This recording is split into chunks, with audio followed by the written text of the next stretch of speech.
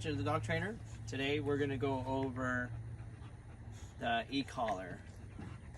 And of course, E-collar of choice is Dogtra. Dogtras are very good collars. They're got a simple interface, but are very effective and very well built and high quality. You wouldn't want an E-collar that is really complicated to use, where you have to push multiple buttons before you get to do what you want. You want to just have the ease of just pushing one button, and then in a split second, you know, it might be a situation where you only have half a second to react, and you just want to be able to push one button, and then you get the results you want with the collar. So I have here, you can zoom in, I have here a 2-dog unit. This one is the Dogtra 1902S, and it comes with a transmitter, a collar receiver, orange and black. So the dog 1 is going to be black, dog 2 is going to be orange. Yeah. And then we have the hands-free remotes, which is basically these two little buttons here, that if I push this button, it sends a signal to the transmitter and to the black collar. If I push this, if I do the orange one, it's going to send a signal to the transmitter and to the orange collar. And these can be very handy because you can put these around your wrist, like your wrist, like a watch. See? And when you need to start using them, you can just put them over your hand and press them with your pinky. And now, since I got this little button, I can put this in my pocket, and now I can use the collar to control the dog with just this little remote. Now that frees up my hands. If I had to like pick up a bunch of groceries, or walk 2 dogs at the same time or something, it'd be more. A lot of situations can be more convenient to have one of these. These little remotes have to be within about 15 feet in order to work, and to accurately be able to use it. And really, you don't want to have them more than a couple feet from the transmitter. This is the E-collar remote, yeah. And the way you turn it on is you press and hold the blue button. That turns it on. See? And it's on because this little green light's flashing and these numbers are showing. This is the NIC button. The NIC button basically does a 1/10 of a second stimulus, which is basically one little pulse. So that you press the NIC button, the dog's going to basically just feel, and that correction could be just the tiniest bit to where they just barely feel it, to where or you can set the correction to anywhere you want. This is the continual button. We can give a demonstration with that with our E-collar receiver. So we got our bulb here that you put here at the end, and I'm going to turn this all the way up so you can see it. So this would be NIC again. Can you see that? This is continual, which is basically going to do continuous stimulus until you let your finger off the button. Right? Good. So whenever you use the continual, continual is going to always be 1.5 to 2 times more corrective than using NIC. So no matter what level this is on. So that's how that works. Another setting we have on the remote is pager, right? So pager basically vibrates the collar. So I'll put this here. I press pager, and yeah, good. All right, nice. You don't have to zoom in too much here. There you go. So that vibrates the collar, and what pager is basically doing is warning the dog that that they're not doing something correctly, and they need to follow the command. Let's say for example, if you called your dog come and they didn't come right away, then you press this vibrate and they'll be like, oh my goodness, all right, well I better come back then, because I got my first warning.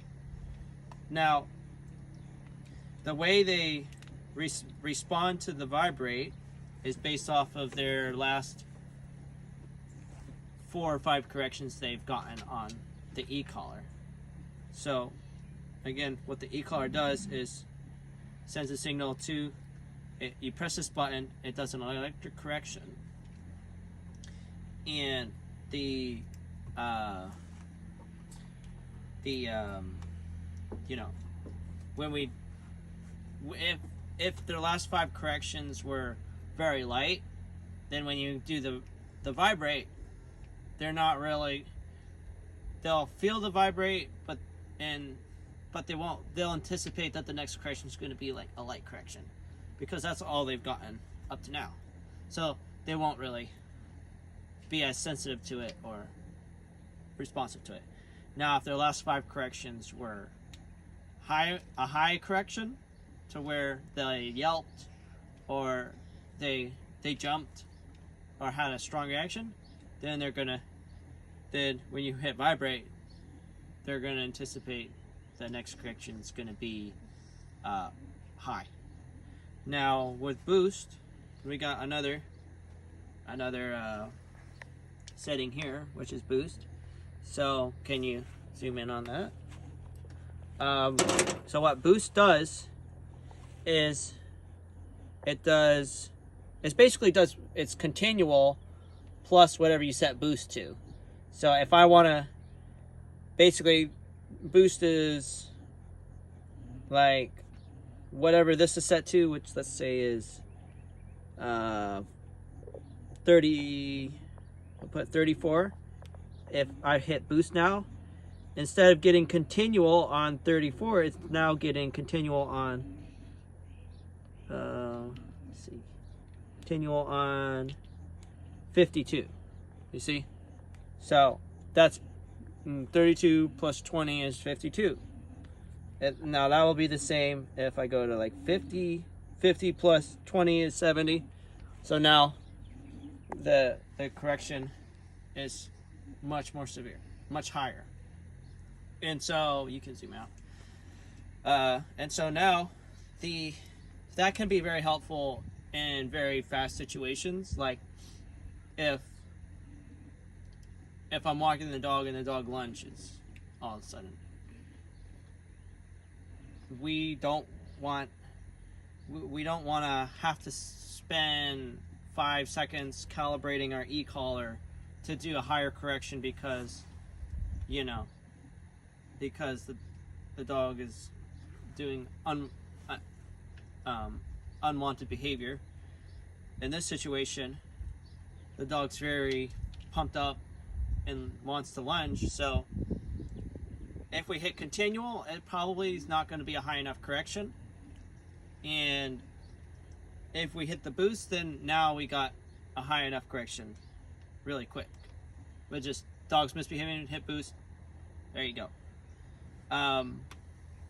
Rather than, so that would be faster, obviously, is just pushing this one button rather than coming here, increasing it by 20, and then pushing the button. That'd be like a step in between. Now this has got a digital dial on it, and you can zoom in on the digital dial. It goes from 0 to 127, which basically is level 0 to 13. It's got like 13 different levels, but those 13 different levels have 127 intervals in between each individual level, right? So so then you can have a very precise amount of stimulus that the dog gets, which is really important. Now you got this little knob here that says dog 1 and dog 2. If you flip it up, you're using the dog 1, which is the black collar. If you flip this down, now you're controlling the orange collar, which controls dog 2.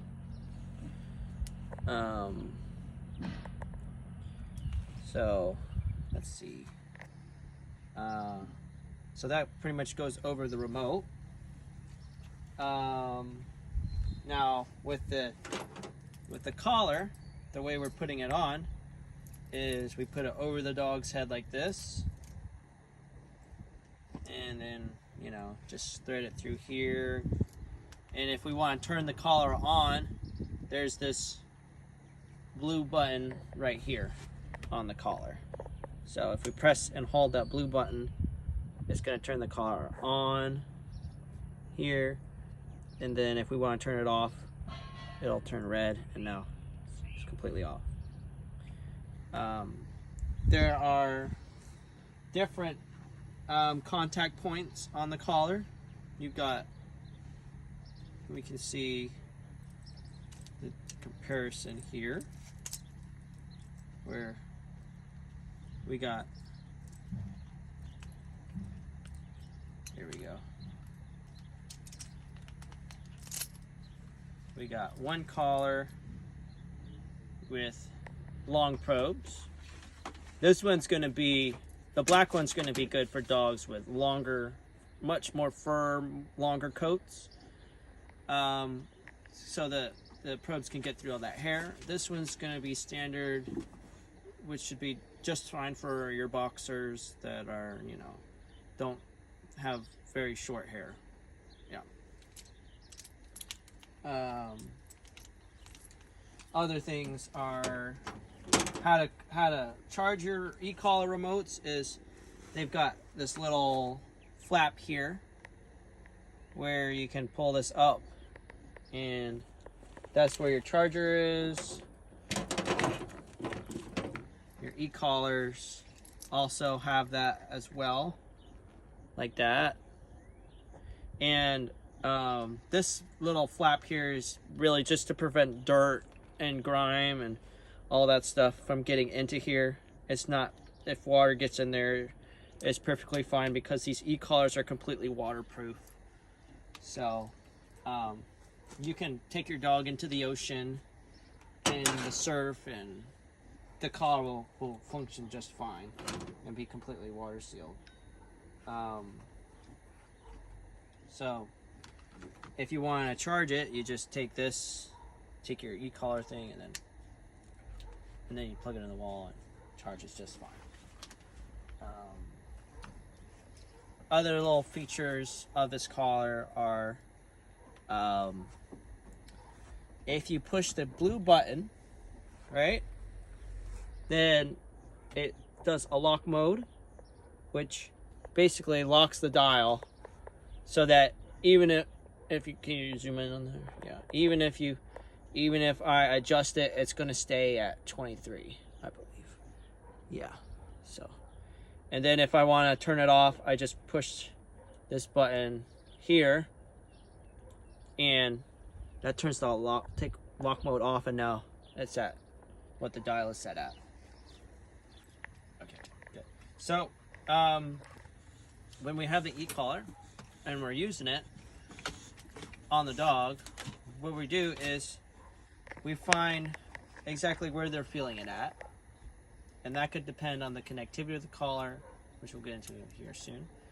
And it could have to do with how resilient the dog is to e-collar stimulus. If so, I'm going to try this on myself first. And so the way I want to see, if I want to see where I'm just starting to feel the e-collar stimulus, I'll start at 0 on my e-collar, and I'll gradually increase it. After, I'll press Nick to see if I can feel it, and then if I don't feel anything, I'll just increase it by a couple, digits. And so, obviously, nobody feels 0. I'll put it right here and increase it by 2. Nobody feels 2. Go and turn on the e-collar. There we go. So, 3, 4, 6, 8. I'm feeling 8. Okay, there you go. We feel 10. Just a little bit. It's got to be at just the right spot, though. All right, 11. Now, just trying to feel a tingle at 11. 12. I don't feel 12. 13. Okay. 15. Okay. Definitely starting to feel a little bit at 15. Some people are going to feel this at 9. Some people are going to feel it at 15. I've had people who can't feel it until it's at 20. And yeah, definitely going to feel 15. We increase it by 1. And you'll notice just a slight difference on this e-collar stimulus as you increase it 1 at a time. That's the beauty of this collar, is +1 is literally +1. So you can expect just a tiny increase as you increase it. Unlike some e-collars where you increase it by 1, dog can't feel it. You increase it by 2, dog just barely feels it. And then you increase it by 3. And then you increase it to like level 3, and now you're overcorrecting the dog. Yeah, so 20, 23, can feel it pretty good.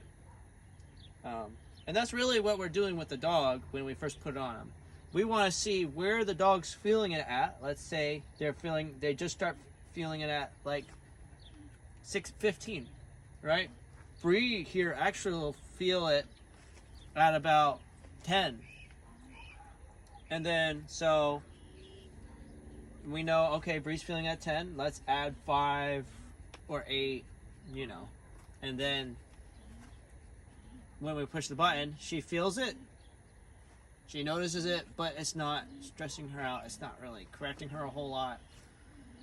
Now, but she knows if I ignore this correction, if I ignore the stimulus, then he's going to turn it up by three digits. And now +3, oh, well, this is a little bit more corrective. Now I need to listen.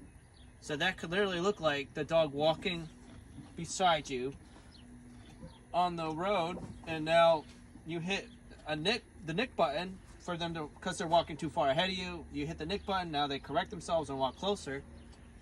And then 1, 2 or 3 seconds later, they're doing it, walking too far ahead of you again. You hit the nick button, they come back. And so what they were doing in that moment is,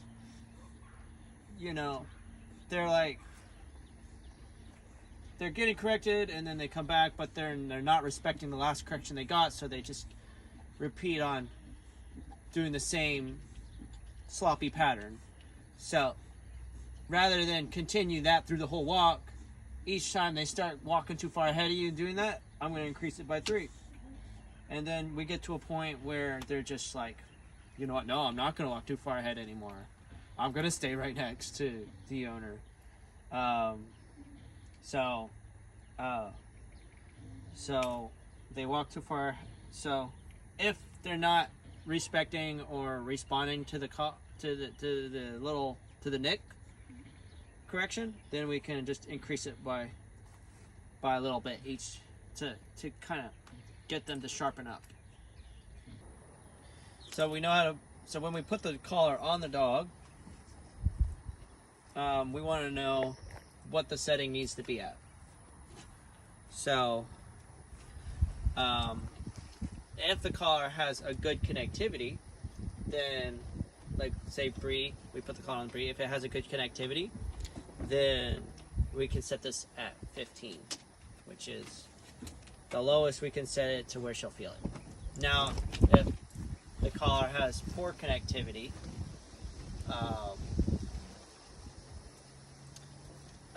then, or an okay connection, then 15, then she's not even going to feel 15.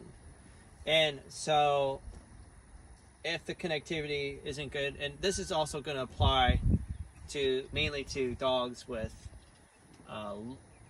like longer coats, because these probes have to work through all that fur. Like, we can see the difference in the probes here. There we go. See? You can see the difference in the probes here. So this one's going to be for a dog with longer hair. This one's going to be for a dog with shorter hair, of course. Let's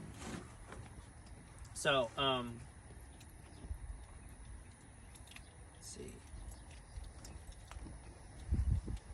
So if the connectivity isn't great, then we have to increase our dial from, let's say, 15 to 40, if the connectivity is not great. Now, as you're walking your dog and the collar's getting more set in and, more, comfortable on the dog's skin and working its way through that hair, then 5 minutes later, you can go from a good connectivity to or poor connection to great connection, right? And so once we go from a poor connection to a great perfect connection, then we can lower this back down. Now, if your dog has a really dense coat, sometimes that can cause you to have to put it all the way up to 65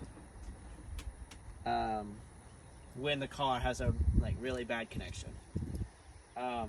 And so, you can kind of figure out where your dog's feeling it at by doing a test, kind of like how I did on myself, where you push the button at 20, the dog doesn't feel it, then we add 5, dog doesn't feel 25, we put it at 30, dog doesn't feel it at 30, and then we just keep increasing it, and then finally the dog feels it at 60, at just a little bit, and now we know we're operating at 60, and then we add 5 from there. Now, 5 minutes later, when the connection of the collar improves, we hit Nick, and we might get a stronger connection than a stronger reaction out of the dog than we wanted.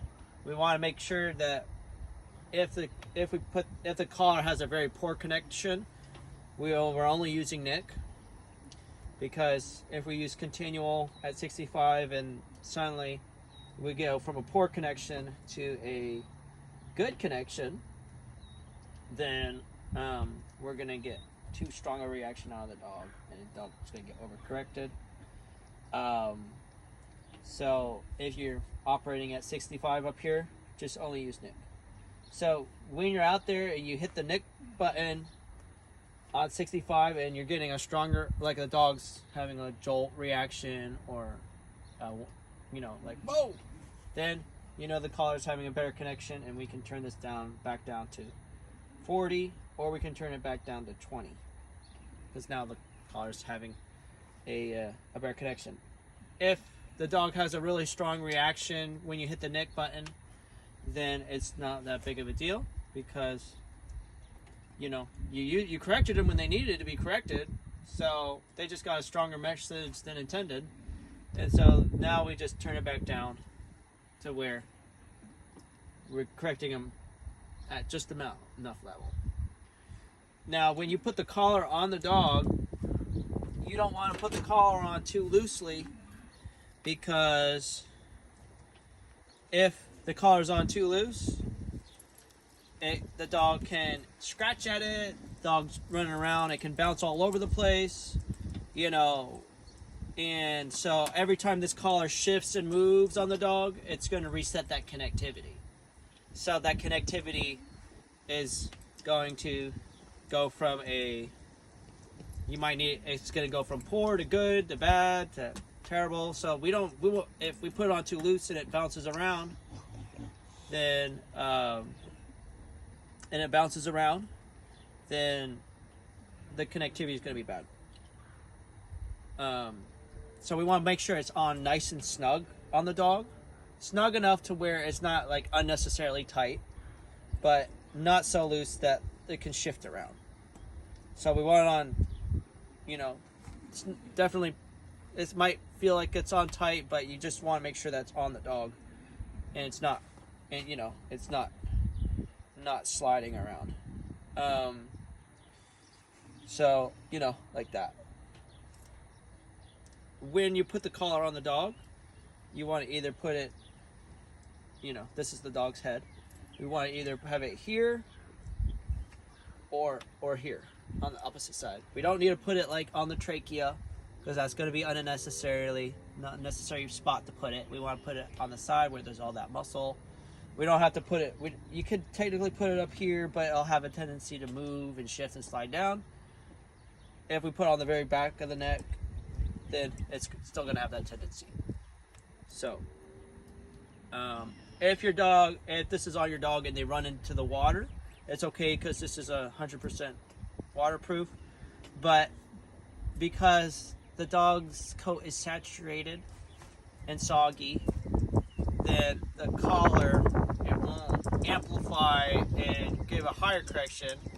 It will disperse the stimulus through the fur, the wet fur, and it won't penetrate the skin and it won't give a correction. So if the dog runs into the water, gets everything soaked, then they have to run around the beach for a few minutes before they'll be responsive to this. So it's not the collar that gets damaged. It's not the collar acting up. It's just the collar can't make that contact through all that wet fur to give that correction. So, we have talked before about substantial corrections with the E-collar. Now, just wanted to go over this specifically with the E-collar again. With substantial correction, you know, you can see Bree here and Kaya here. You can, in this state, they're going to be sleepy, you know, relaxed. And if they got an E-collar correction right now, they'd be fairly sensitive to it because they're in this calm, relaxed state. So, you know, we would do a correction on them. If we had to do a correction on them, let's say they were eating, you know, scrap food off the floor and we made it known to them that they're not allowed to do that, then you know, you wouldn't want to correct them on wouldn't want to correct them on too high of a level, because in that state of mind they're going to be sensitive to it. Now, if they're in the state of, you know, like they're walking and then they see another dog and the dog's barking at them, provoking them, and then they all tighten up and like, ugh. And they see the other dog over there and they're ready to like go challenge that dog over there, and they're like, then they're going to be at a higher stimulated state of mind. So when you do the correction, they won't feel it as much. So we have to increase this by like 10, so that, you know, when they're in this state of hyped state of mind, tough state of mind, that they're still going to respect the correction. It's going to be substantial. So that's one example of this.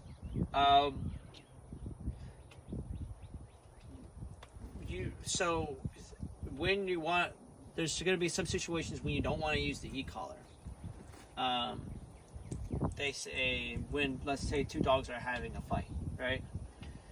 If both dogs are to a point where they're blind aggressively attacking each other, you know, and they can't hear, you're yelling at them, screaming at them, they don't hear you, then you hit them with the e-collar correction, and it's going to create them to fight each other harder, because they might think the other dog's giving them the correction, or it might heighten their aggression.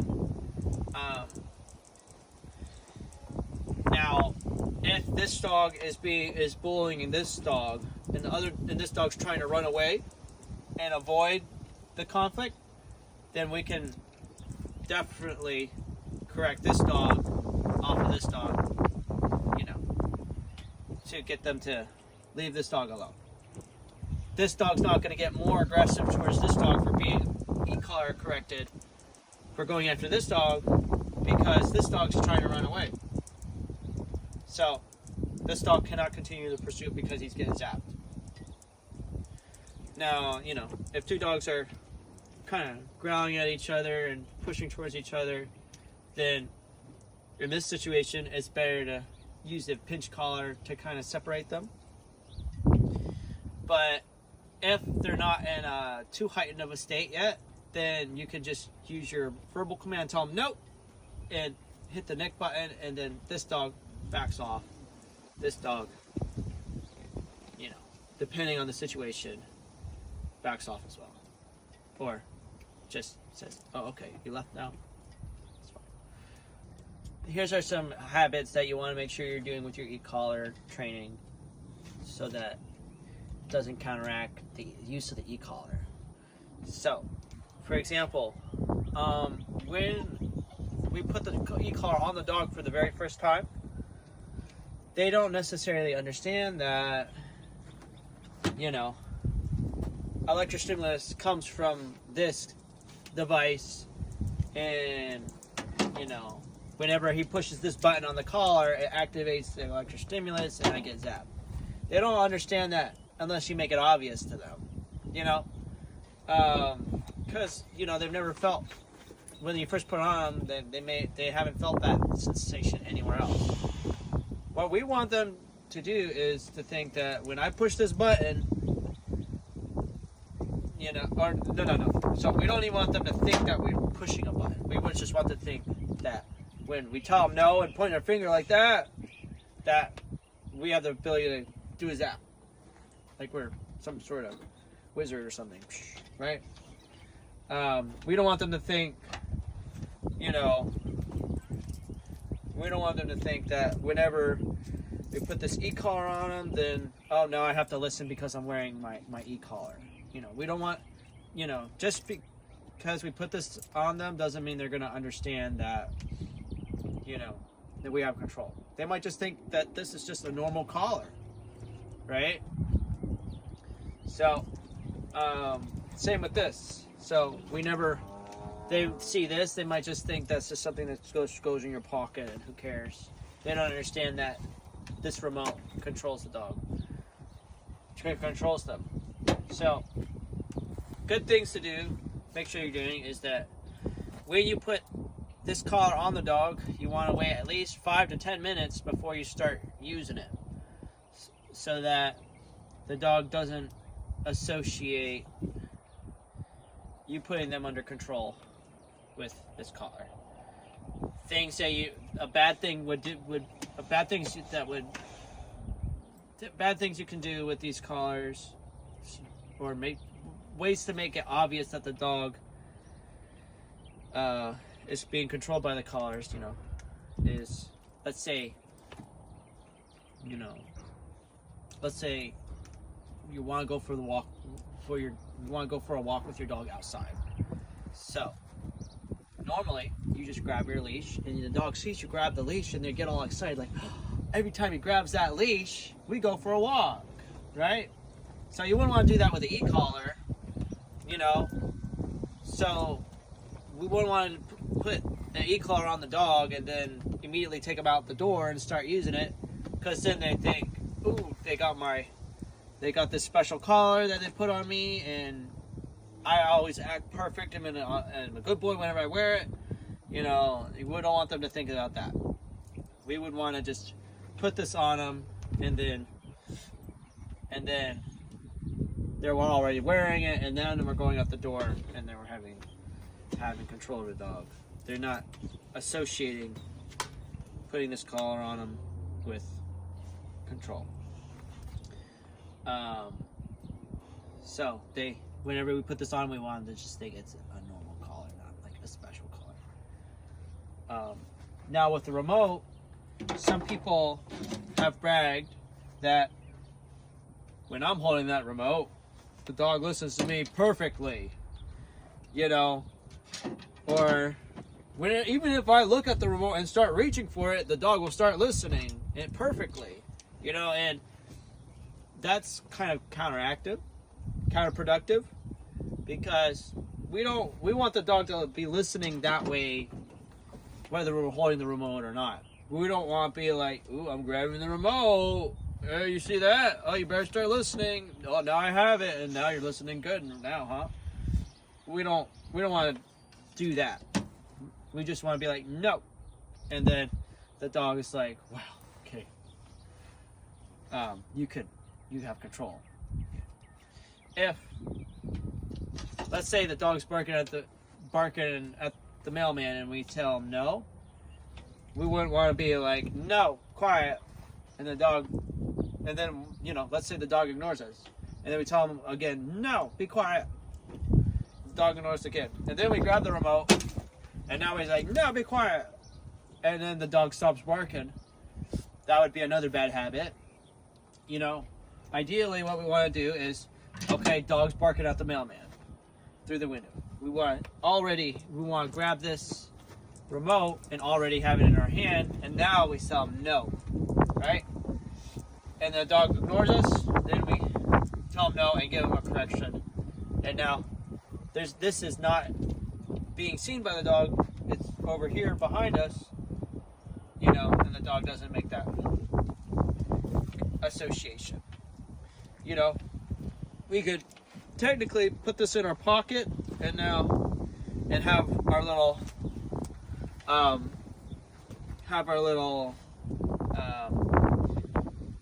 hands-free button here. Let me fix this around our wrist like this, and now instead of grabbing the remote, we put it and hold it in our hand, we put it in our pocket, get this right here, and now we can be like no, and then push this little button and get a nice correction that way. That could be very helpful. Let's see. Other thing is, you can see that this remote has a little clip on the back, right? That's convenient, but sometimes it can work against us. So it's nice to be able to, you know, put this on, you know, the side of your pants like this, right? But I was working with my dog Amex, and I told him to heel, but he wasn't listening. I would tell him, Amex, heel, and Amex wasn't listening. Then I say, Amex, heel, and he was still trying to get away with whatever he was wanting to do. So then I pulled this off of my hip. He heard that little clip, and then he knew that the remote's in my hand, and now he's listening perfectly.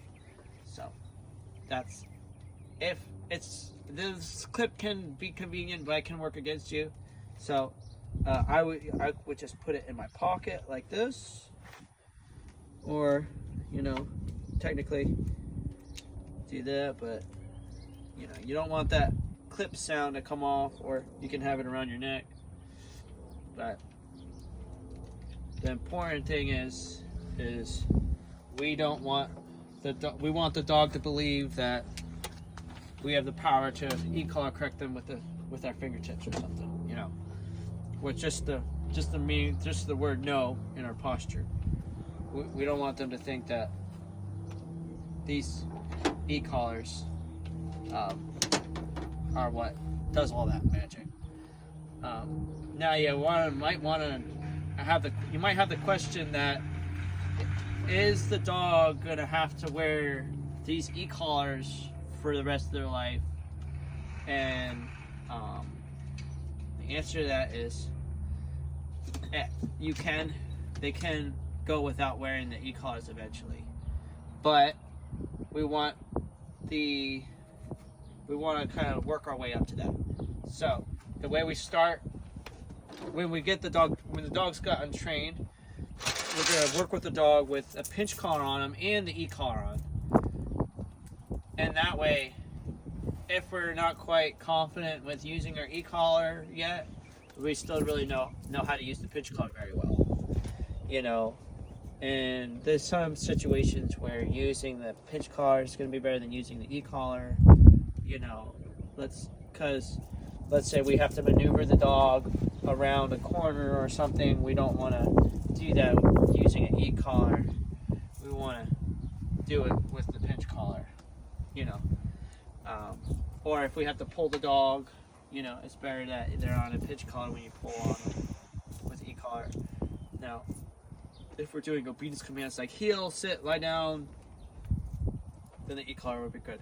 So once the dog is consistent, listening very well and consistent with the e-collar, then we can take the pinch collar off, and then to where they just had the e-collar on. And then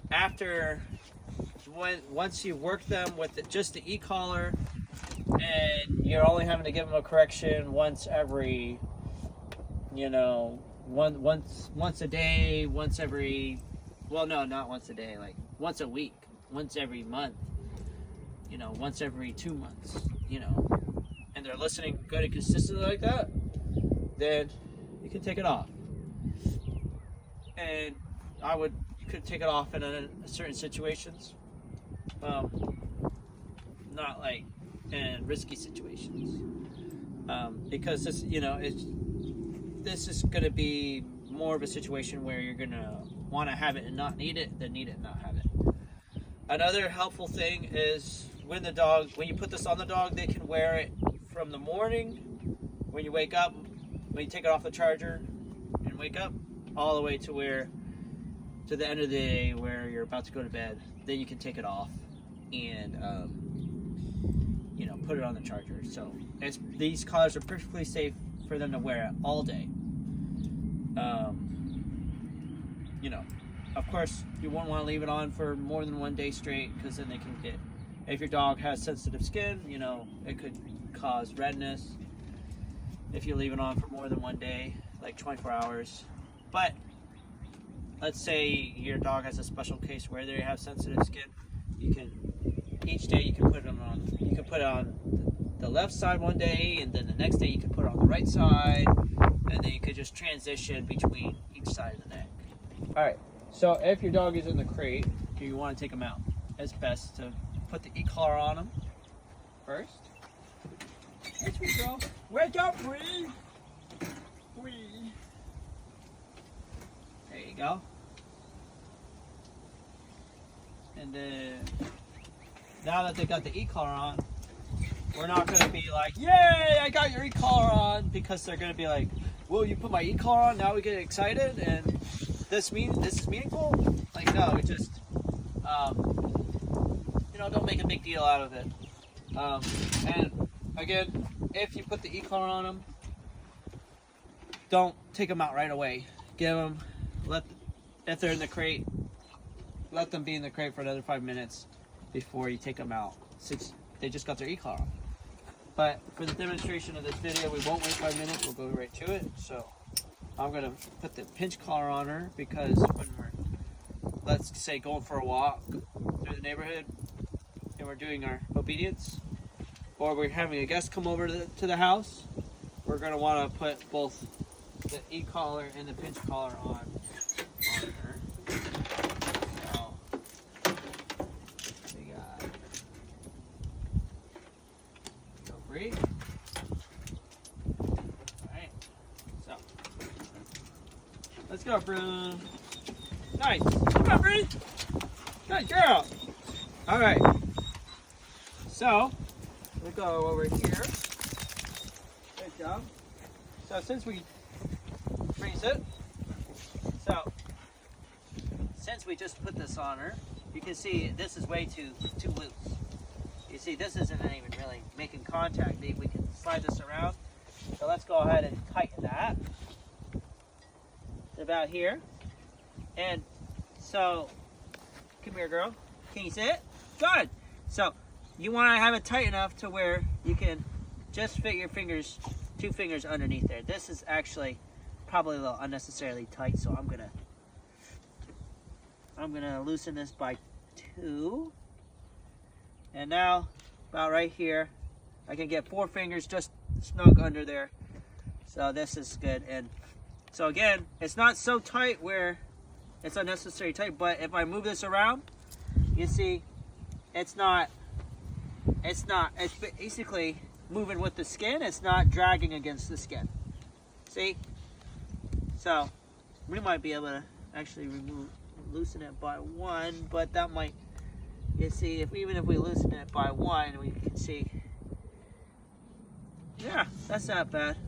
But this, really, that feels a little bit loose anyway. Bree here doesn't have any hair on her neck, so, on her throat area, so it sticks to her skin very well.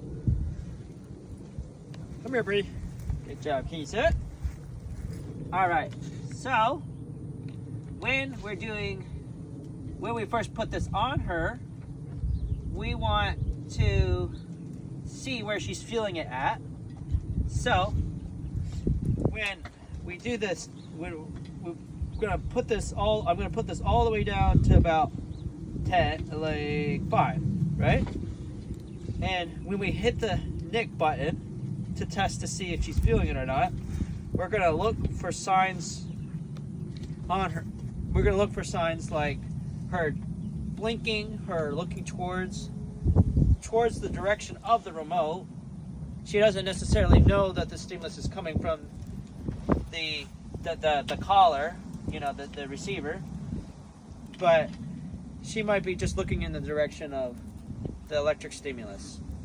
But the best way to really know where she's feeling it at, because you know dogs are fidgety and they could give you, you might think they're giving you a signal that they're feeling it, but they're just antsy.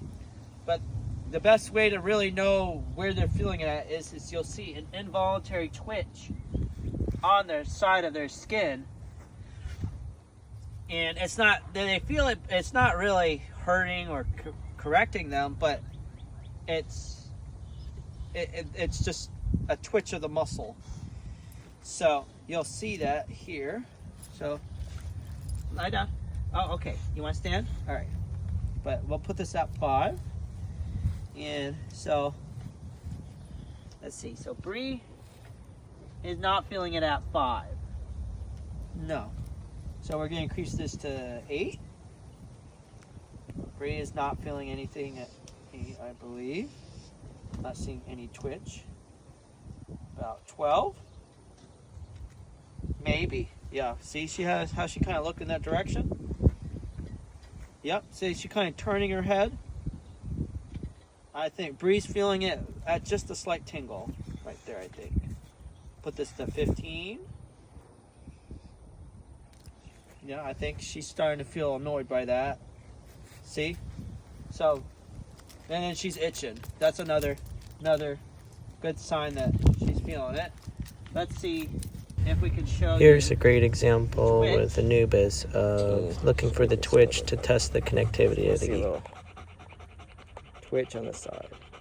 See that? If we see that, then we know that the dog. So we're looking for a twitch on the muscle here, and you can just see barely a twitch here behind the ear. There you go. So you see, I see a twitch just right back here. So I know when I see that twitch, let's say it was at 18, I'm gonna add 5 to that, because we don't want a corrector where she's just slightly feeling it, because then it's just basically going to be the same as like a you know, which is enough of a correction if she's walking ahead of us. So we'll do 23 here, or let's say 24. And so when we take the dog for a walk with heeling, we're gonna basically, you know, use what we've learned with the pinch collar and do everything with the e-collar instead. So if she walked too far ahead of us, we'll use the e-collar instead of using the pinch collar. And if she's absolutely not getting the hint with the e-collar, then we can kind of nudge and use the e-collar at the same time. So, yep. So we'll do a little bit of heeling here, and you can stand right there. So if we'll walk with Bree with a loose leash here. Good job. Come on, Bree, heel. You see how I hit the neck button and she reacted? Heel. Normally, if I didn't have the e-collar, I would have just popped the collar. Come on, Bree, come on. But, you know, instead of using, oh, now she's listening good. Yep, come on. But instead of using just pushing the button, and I give us that's a correction. Come on, girl. We can use this for the sit command. Sit. So if the dog is stubborn on sit, we can do a stop and sit, and if she doesn't sit right away, come on, don't hit you. Sit. If she doesn't do a sit right away, then we can hit her with the nick, and then she'll be like, "Ooh, okay, well, I better sit, or I'll get another nick." Same thing with the down. So lay down. She's good. She's being good. Yeah, she's being good. If she wouldn't lie down or was refusing, we could hit the nick button to get her to lie down. And if that wasn't enough, we could pull her down. Then we could use what we've learned with the pinch collar, where we pull them down and use the neck button at the same time. So let's maybe give a little more demonstration with the heeling. Come on, yo. There we go. Come on.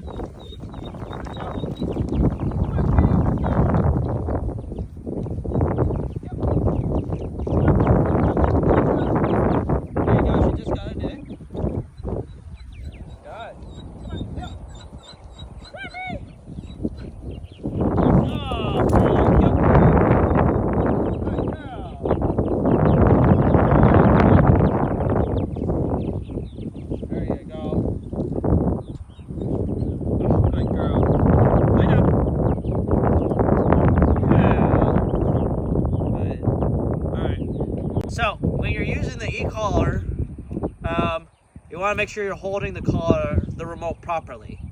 We know that this is the nick, this is continual, this is vibrate, this is boost, and this is the knob up here. Come here, come here, let's go. Good girl. Can you sit? Down. Good. Step on the leash with your left foot. Good. So we know that this is the nick, this is continual, this is pager, this is boost, right? We don't want to hold the remote like this, like that, you see? Because now I can't see the dial, the numbers on the front, and I'm only using one finger for the whole remote, you know? See? And then this controls up here. We want to hold the remote in our hand like this, and your index finger can work the nick button, your middle finger can work the continual, and then your thumb can control pager or boost. And if your hands are big enough, you can use your thumb to adjust the dial like this. See? Yeah. So when we're using the collar to do corrections, let's say we set it, the dog's feeling at 20, and then we add 5. Now we're at 25 and have good corrections. So that's going to be a good operating level. If the dog is kind of making the mistakes too often and pushing the boundaries, on the healing, then you can always increase it by 2 or 3, and now the dog's going to be responding a lot better. But let's say if I'm walking the dog and a big distraction is coming around and I'm hitting Nick, and the dog's doesn't care that I'm hitting Nick. Like, he's taking the zap, tolerating it to try to get away with what he wants, then I can press continual in that situation, rather than have to worry about increasing the dial. And if he ignores continual, then I hit the boost. And now he's like, whoa, all right, not gonna do that again. So these buttons are very helpful because Nick, normal correction, continual, higher correction, might get a strong reaction or a yelp out of him. And boost is, oh my gosh, I'm never gonna do that again. Bree has learned while she's been with us is the bed command, and this is how you're gonna, one of the ways you're gonna teach her about using the bed. So we're gonna use the dog cot over here. Come here, Bree. Good job. And you can stand over here. Watch your step.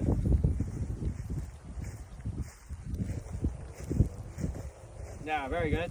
So this is the dog cot. And so Bree has gone to this bed multiple times, so she knows where it's located.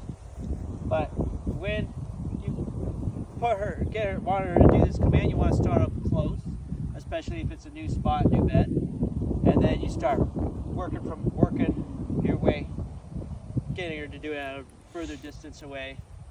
But come here, Bree. Ready? Go to your bed. Bed. Good girl.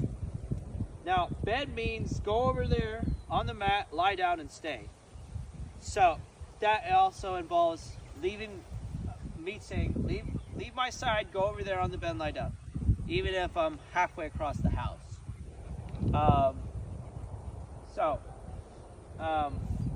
If she's going towards the bed, I'm going to say, good girl, good job. And she lies down, I'm going to say, good. But I'm not going to be so enthusiastic with my praise that she turns around and looks at me like, I did it. You know, we want to just be like, good. Keep doing that. Keep going towards your bed. Good. You're down. You're there now? Okay. Good, bed. Stay there. Now, if she doesn't want to go to the bed and she looks at us like, no, I'm not doing that, then we can use our E-collar to reinforce our command to get her to go. And that might take, if she's at 20, you might have to press the button at 25, 30, or you have to up it to 30, or you even have to up it to 35 or 40, you know, whatever it takes to get her to go there. But also, when you're practicing this, try to minimize the distractions around so that she can stay focused and go to the bed. But yeah, you want to start up, if you start a new spot with the bed, you want to start up close, and then, yep, yay, good girl. And so each time you send her to the bed, try to go a little bit further when you send her, so that, you know, each time you succeed, you send it a little bit further. Come here. Ready? Go to your bed. Good job, Bree. Bed. Good girl. Yeah. Bree, come here, Bree. Bree, come here. Yay. Good girl. Good. So, one thing you're noticing is I'm walking towards the bed, which is going to help her have that momentum going towards it, to kind of get her some more speed going there and more motivation, you know. And you know, most of the time you're not gonna want to recall her from the bed as much. It's gonna be better for you to go back to her and then release her. But for the sake of this video, we're doing recalls. So, yep. Come here, friend. Come on. So let's see if she does it from all the way out here. Good job, Bree. Come on. You ready? Good girl. Go to your bed. Good girl, bed. Good girl. Bed.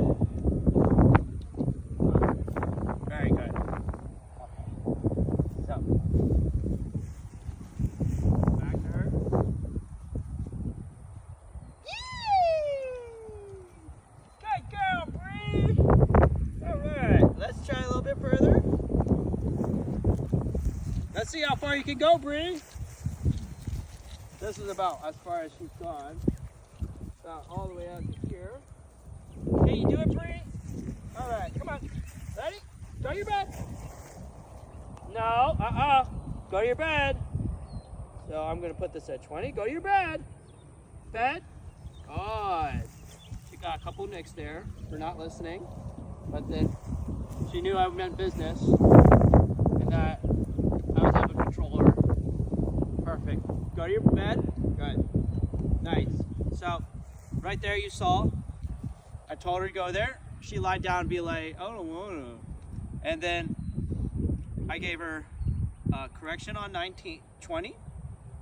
And I gave her 2 and told her, no, go to your bed. And then she was like, oh, all right, this is serious. So after the couple corrections, she's like, all right, well, you know what? I'm just gonna go. And that was good. So she was being a little stubborn. We corrected stubbornness, and now she went across. So Bree, come here, Bree, good girl, yay! Come on, Bree. Heel. Good girl. Keep it.